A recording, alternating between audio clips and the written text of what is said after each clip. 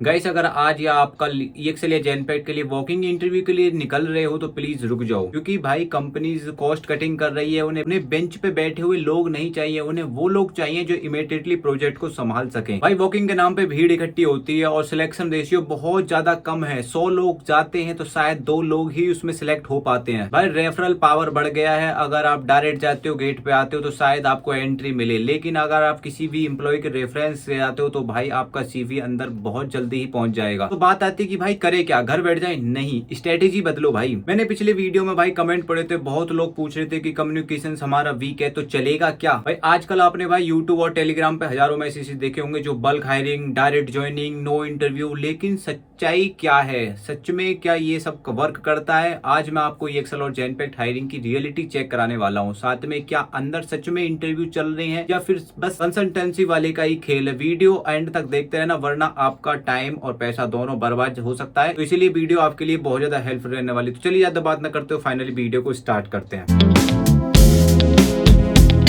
सबसे पहले बात कर लेते हैं भाई ऑनलाइन हाइप जो बना रखी है और ग्राउंड रियलिटीज क्या है। तो सबसे पहले हम बात करेंगे कि उस हाइप की जो क्रिएट कर रखी है। आपने देखा होगा कि इंस्टाग्राम और रील्स पे, यूट्यूब शॉर्ट्स पे बहुत रोज नए नए पोस्ट आते हैं कि EXL make a walking drive, Genpact भाई 500 फ्रेशर हायरिंग। ये क्या रियलिटी में वर्क करती है या फिर सिर्फ हवाई हवा सिर्फ है? आपने कुछ रैंडमली पोस्ट देखे होंगे, एक लगते हैं और सैलरी भाई 30 से 40 हजार लिखी होती है, वो भी फ्रेशर के लिए। क्या रियलिटी में ऐसा कुछ है या फिर सिर्फ ये भी सब एक लगती है? तो आप हम इस वीडियो में जानने वाले हैं। देखो मैं तुम्हें रियलिटी बताता हूँ, जेनपेक्ट और भाई EXL कंपनी की सच्चाई क्या है। दोस्तों मास्क हायरिंग जैसा अभी कुछ नहीं चल रहा है। हाँ, लेकिन हायरिंग चल रही है, वो भी भाई स्पेसिफिक रोल के लिए चल रही है। वो जमाना गया जब आप रिज्यूम लेके अंदर जाते थे और शाम तक ऑफर लेटर आ जाता था। तो सवाल आता है कि हायरिंग बंद है या चालू है? देखो हायरिंग बंद नहीं है, पर प्रोसेस स्लो हो गया है। तो आपको बता दूं भाई, कंपनी के अंदर बंदे बहुत ज्यादा हैं, उनको भाई बंदे निकाल भी रहे हैं कंपनी। जैसे कोई टारगेट कंप्लीट नहीं करके देता या फिर कुछ कोई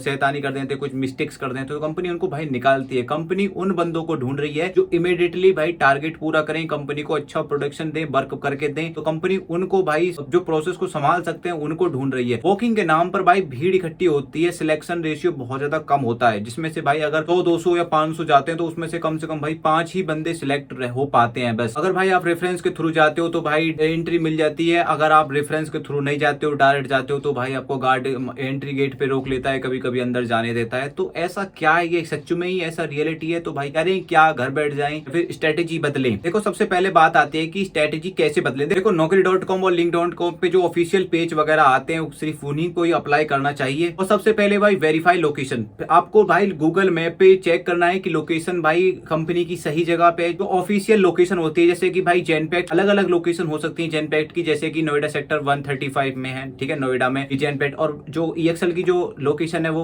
144 में, नोएडा सेक्टर 44, गुड़गांव में भी है। अलग अलग लोकेशन पे जेनपेक्ट हो सकती है, लेकिन आपको वेरीफाई करना है भाई कि वाकई में ही वहां पे रियलिटीज में वॉकिंग चल रही है, नहीं चल रही है। तो ये चेक कैसे करना है वो आपको मैं वीडियो के अंदर बताने वाला हूँ। अब आती है भाई कॉमन मिस्टेक्स जो दोस्तों आप लोग करते हो। तो मैंने अपनी पिछले वीडियो में कुछ ऐसे कमेंट्स पढ़े थे जो लोग पूछते हैं भाई कि हमारी कम्युनिकेशन वीक है तो हम क्या चल पाएंगे, क्या हम इंटरव्यू दे पाएंगे? तो आपको भाई मैं रियलिटी बता देता हूँ। देखो रियलिटी MNC कंपनी की है कि कम्युनिकेशंस को भाई प्राइमरी है। प्रोसेस एसोसिएट बनने के लिए भाई इंग्लिश थोड़ी सी स्मूथ आपकी होनी चाहिए। अगर वो वीक, उस पर ही वर्क करो, काम करो, फिर इंटरव्यू देने जाओ, वरना रिजेक्ट होकर डिमोटिवेट होने से कोई फायदा नहीं है। और हाँ, पैसों की बात सुन लो। पोस्टर पर लिखा होता है कि पैकेज अप टू भाई 4 लाख, लेकिन रियलिटी ये है कि फ्रेशर लेवल पर इन हैंड जो सैलरी मिलती है ना, वही भाई 18,000 से लेकर अप टू 22,000 के बीच में ही होती है। प्रोसेस पे डिपेंड करता है। और आप दूर से आ रहे हो तो भाई PG और खाना पीना खर्चा जोड़कर भाई एक्सपेक्टेशन 30 की मत रखना। तो मेरा जो ओपिनियन है भाई ये है कि सजेशन ये है कि जो EXL में और भाई जेनपेक्ट कंपनी में जो वॉकिंग जो चलते हैं,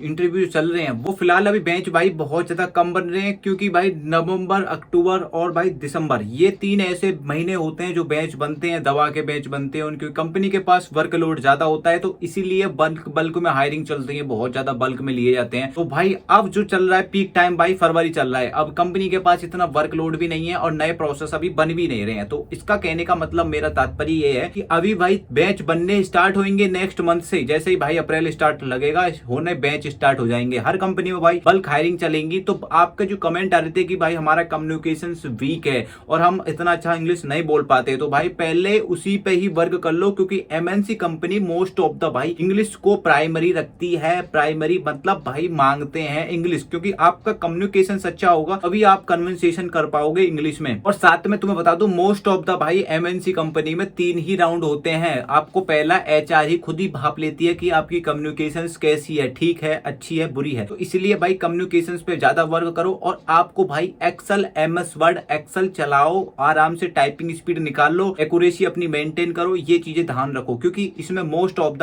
आपकी टाइपिंग स्पीड में भी कुछ बंदे निकल जाते थे। मेरे टाइम पे भाई एक लड़की पे टाइपिंग स्पीड भी नहीं निकली थी 25 भी। तो इसलिए बोलते हैं कि अपनी टाइपिंग स्पीड को भी भाई मेंटेन करके रखो। बात करें भाई फैसिलिटी भी आपको मैं बहुत अपनी वीडियोस में काफी बार बता चुका हूँ। फैसिलिटी आपको एक्सेल बोथ साइड आपको कैब देती है, साथ में आपको भाई वर्क फ्रॉम होम भी देती है। ठीक है, कुछ प्रोसेस में वर्क फ्रॉम होम चल रहे हैं, कुछ प्रोसेस में वर्क फ्रॉम होम नहीं चल रहे हैं, कुछ प्रोसेस में हाइब्रिड भी चल रहा है। जेनपेट कंपनी आपको हाइब्रिड मोड देती है, 2 दिन घर 3 दिन ऑफिस, इस तरीके से आपको देती है। और इसमें भाई आपको 1 साइड शटल, 1 साइड आपको भाई कैब वगैरह भी वो देती है। अबरी बात मिला के कैलकुलेशन ये निकलता है कि भाई अभी जो हायरिंग प्रेजेंट में जो चल रही है वो उस एक्सपीरियंस के लिए चल रही है। जेनपेक्ट में भी इक्का दुक्का फ्रेशर चलती है, तो वही अपना तालमेल जो बंदे अंदर रहते हैं वही अपना लगवा देते हैं बंदों को। तो अभी जो हायरिंग चल रही है वो बल्क में नहीं चल रही है, इक्का दुक्का हायरिंग चल रही है। अभी नए नए बैच बनेंगे, नए नए हायरिंग आएंगी, तो आपको वीडियोस बना के मैं प्रोवाइड करूंगा। साथ में अगर कोई भी कैंडिडेट फर्स्ट टाइम मेरी इस वीडियो को देख रहा है तो भाई रियलिटी ये है कि इसमें अभी जो भी कैंडिडेट जाते हैं, इक्का दुक्का जाते हैं, वो रिजेक्ट होके आ जाते हैं। उनको 3 महीने का पीरियड मिल जाता है कि भाई 3 महीने से पहले आप EXL में इंटरव्यू नहीं दे सकते। क्या बाकी में ये रियलिटी है? हाँ बिल्कुल, क्योंकि कंपनी का भाई अपना एक रूल है, पॉलिसी है, जो भाई 3 महीने तक वो वेट करेगा। एक बार HR ने रिजेक्ट मार दिया तो वो दोबारा इंटरव्यू नहीं दे सकता। लेकिन ऐसा भी नहीं है कि 3 महीने से पहले नहीं दे सकते, दे भी सकते हो। लेकिन अगर HR पकड़ लेती है तो आपको वापस वो भेज देती है, और नहीं तो आपको भाई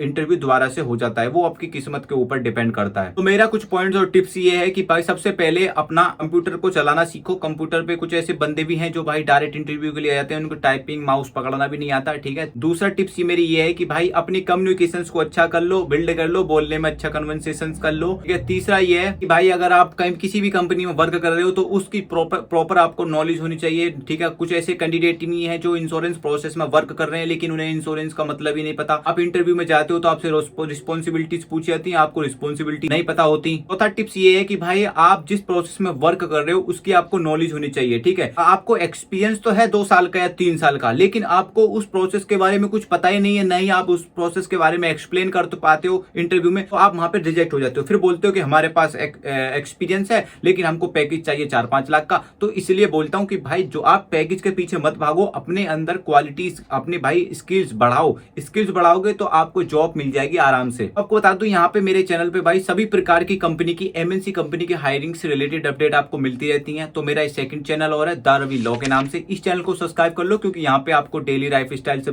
रिलेटेड ब्लॉग और भाई डोमेस्टिक कंपनी की हायरिंग से रिलेटेड आपको मिलती रहेंगे। तो मेरा सेकंड चैनल है, वीडियो के डिस्क्रिप्शन में भी लिंक मिल जाएगी, आप मेरे इस चैनल को सब्सक्राइब कर सकते हो। साथ में मेरा एक टेलीग्राम ग्रुप है, टेलीग्राम ग्रुप पर भाई आपको रेफरेंस वगैरह आपको सारी चीजें मिल जाएंगी, और वीडियो के डिस्क्रिप्शन में भी टेलीग्राम ग्रुप की लिंक मिल जाएगी। आप मेरे टेलीग्राम ग्रुप से जुड़ जाना, क्योंकि वहां पे मैं जॉब अपडेट वगैरह और वहां पे जॉब डिस्क्रिप्शन वगैरह आपको मैं सेंड करता रहता हूँ। आई होप आपको ये वीडियो पसंद आई होगी। तो जो भी कैंडिडेट जॉब पाना चाहते हो MNC कंपनी में या डोमेस्टिक कंपनी में, उनको ये वीडियो शेयर कर दो, क्योंकि यहाँ पे मैं डेली बेसिस पे हायरिंग की रिलेटेड अपडेट में आपको देता रहता हूँ। तो मिलते हैं किसी नेक्स्ट हायरिंग में नए ब्लॉग के साथ, तब तक के लिए भाई जय हिंद।